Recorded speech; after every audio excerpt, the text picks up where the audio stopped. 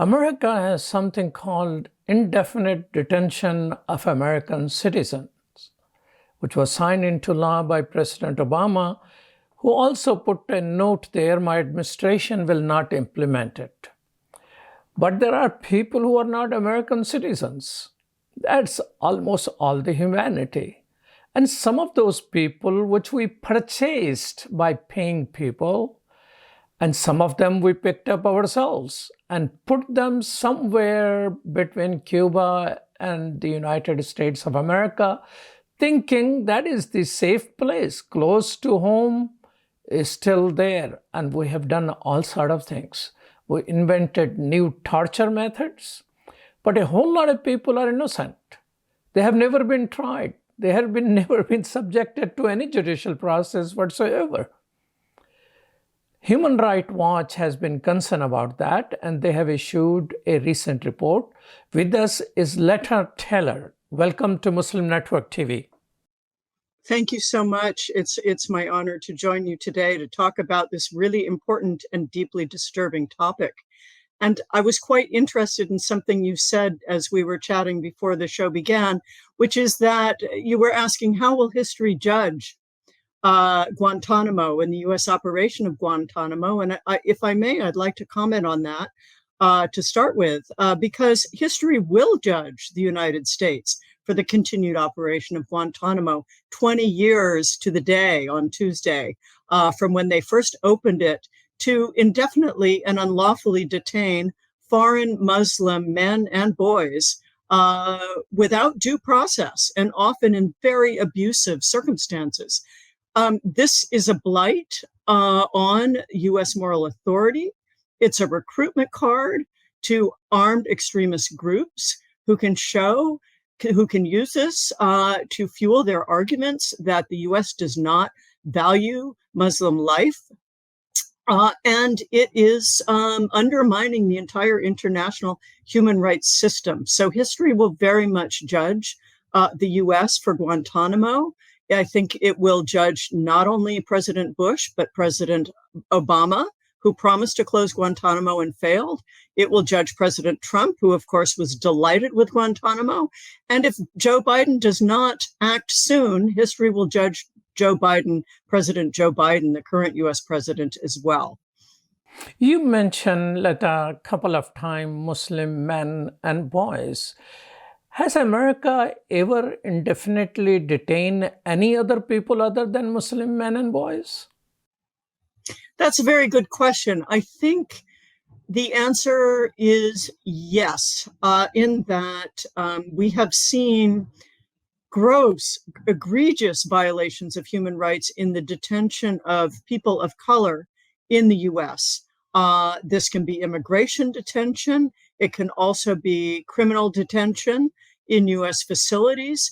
And we have seen an egregious pattern of abuse towards people of color historically in their arrest and detention operations in the United States. So I would not say that this is exclusively the U.S. is not exclusively targeting Muslims. However, in terms of its post 9/11 counterterrorism operations, overwhelmingly, those detained, those tortured, those denied due process have been Muslim.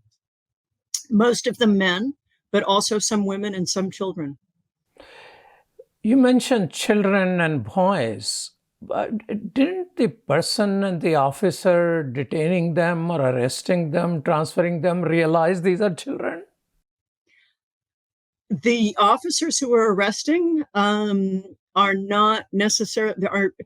One thing that I'll back up for a moment. One of the things that is outrageous about the continued operation of Guantanamo and all the other abuses during the U.S.-led so-called global war on terrorism is that no one has been held accountable for the grave abuses, in some cases taking of human life during torture, and including in CIA black sites.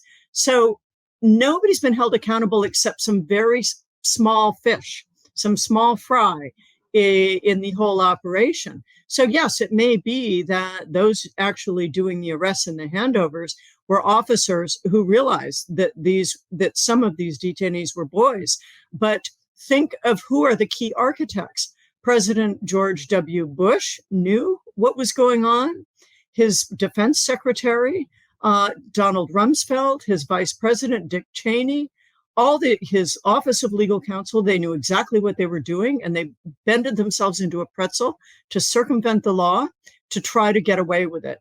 And many of the abuses that they committed went up to the Supreme Court, which overturned them in part. So yes, I think everybody knew exactly what they were doing who was involved in this despicable, horrific number of violations in the war on terror, including the unlawful detention of children. Letta, how many of the prisoners that are still in Guantanamo Bay, some have been regularly released, right? Yes, that's correct. I wouldn't say regularly. It took several years, really, for a stream of releases to begin, and that was really under President Obama. But a total of 780, mostly men, but also some boys, have passed through Guantanamo, and many were detained for months or years before they were released. There are currently 93 men who remain, and 27 of them have yet to be charged with any crime. And many of them have been in there for more than a dozen or 15 years. Now, on top of that, the 5 accused in the 9/11, in the September 11 attacks, are also held at Guantanamo. They're among the few men who've actually been charged with any crime. But the commissions that the U.S. has created to try them, to prosecute them, were created to really circumvent the regular U.S. legal system.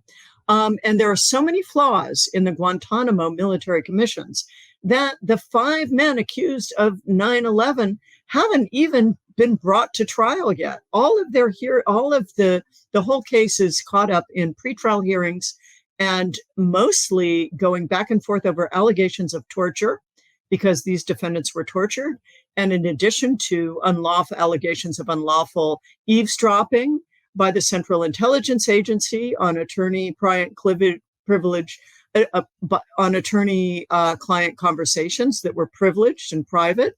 So all of this is ensnaring the effort to bring anyone who actually was responsible for the 9/11 attacks to justice. So on the one hand, you have all of these detainees who've been abused by the United States. And on the other hand, you have all of the survivors of the 9/11 attacks and the family members of those who died in the 9/11 attacks. And there were 3,000 people who died and counting, and they haven't seen justice. So nobody is coming out ahead with the continued operation of Guantanamo, except perhaps armed extremist groups that can use the injustices at Guantanamo, the continuing injustices, as a recruitment card. So Letta Tayler is with the Human Rights Watch. President after president have failed to close this. Obama wanted to. I think President Biden also wants to. But what are the factors which are stopping them from closing it down?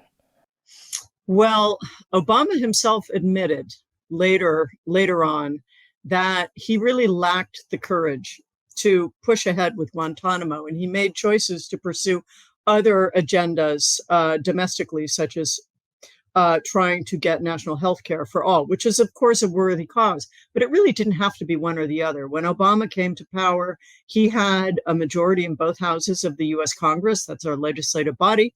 And he could have pushed through far more robust reforms on counterterrorism, including, if not entirely closing Guantanamo, certainly going farther than he did.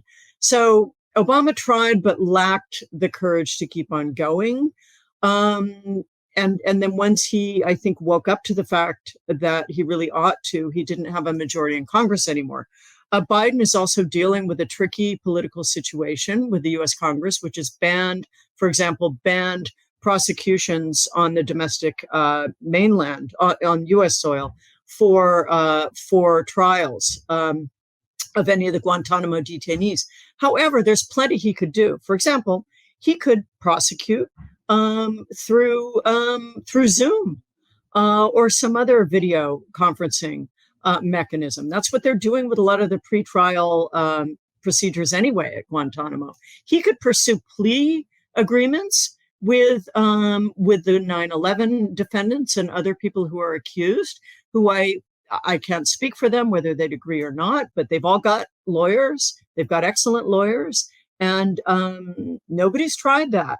So there's a lot that he could do, and he could push hard with Congress to make a deal. I think there's plenty he could do, and he's just not so far. So we're really hoping that this new year, this 21st year of Guantanamo, will be a turning point for President Biden, and that he'll do the right thing, close Guantanamo, prosecute anyone who needs prosecution through U.S. federal courts, rather than these shams of a trial system called the military commission system at Guantanamo, and that he'll transfer the men out of Guantanamo who have yet to be charged with a crime, these 27 men.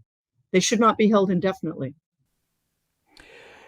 Letta, tell me this. Those people who were found innocent, and yes, not regularly, but eventually a good number of them got released, what is their life like?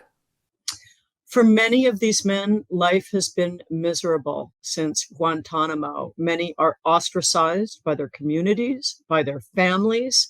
They can't find a wife.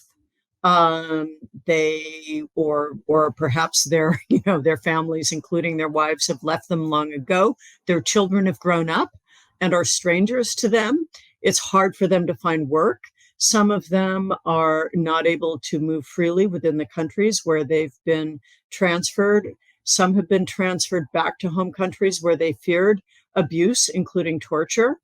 And so it's been extremely difficult for many, many, many of the Guantanamo detainees to pick up their lives. Many of them suffer severe trauma still to this day from the torture that they endured and the years of incarceration at Guantanamo, often under abusive conditions as well, such as force feeding.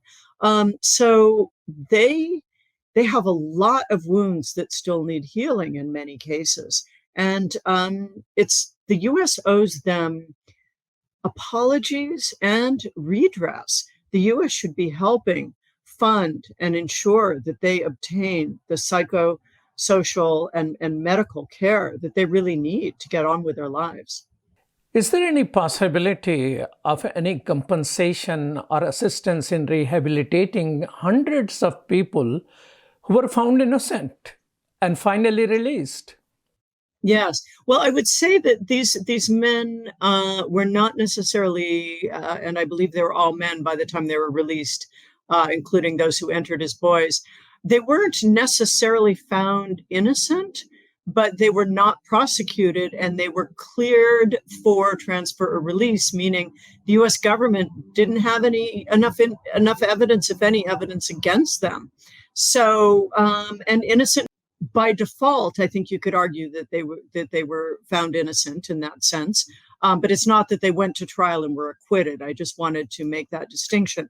But for all of those who were released and never charged with a crime, it's imperative that the Biden administration and issue formal apologies and assist rehabilitation and reintegration.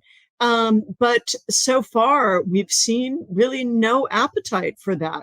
And this is unconscionable. This sends such a shocking and dangerous message to the rest of the world that the U.S. is willing to dispense with its responsibilities and protections for human rights when it comes to foreign Muslims.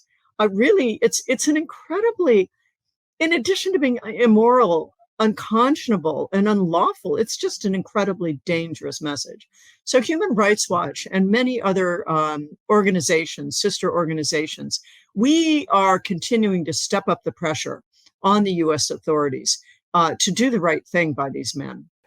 Well, thank you so much, Letta Taylor, for your time. Letta Taylor with the Human Rights Watch, who just issued, under her leadership, a report about Guantanamo Bay.